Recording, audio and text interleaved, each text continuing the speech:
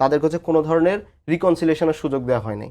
ধরেন কেউ আছে বিভিন্ন টাইপের অপরাধী আছে, কেউ হচ্ছে শুধুমাত্র ক্ষমা চেয়ে সেখানে পার পাওয়া যেত, কিংবা হচ্ছে কারো হচ্ছে জেল হওয়া দরকার ছিল, কারো ফাঁসি হওয়া দরকার ছিল।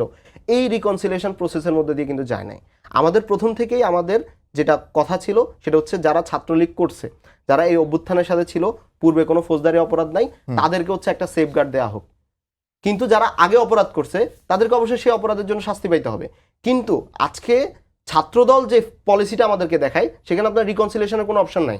আমি ছাত্রদলের আরেকজনের সাথে আরেকটা টকশোর পরে যখন তাকে জিজ্ঞাসা করলাম যে ছেলেটা ছাত্রলীগ করছে আগে কিন্তু তার কোনো ফৌজদারি অপরাধ নাই, সে এই বিপ্লবে সরাসরি অংশগ্রহণ করছে, সে কি আর রাজনীতি করবে না? তাদের পক্ষ থেকে বলা হলো, তিনি আমাকে উত্তর দিলেন যে না, ওই ছেলে কেন রাজনীতি করবে, ওই ছেলে সে হচ্ছে পড়ালেখা করবে, সে চাকরি করবে। তার মানেটা হচ্ছে তারা আজকে সরাসরি রিকনসিলিয়েশনের সুযোগ না দিয়ে তাদেরকে আইসোলেট করতে চায়, তাদের যে রাজনীতির অধিকার আছে সেই অধিকারটা খর্ব করতে চায়।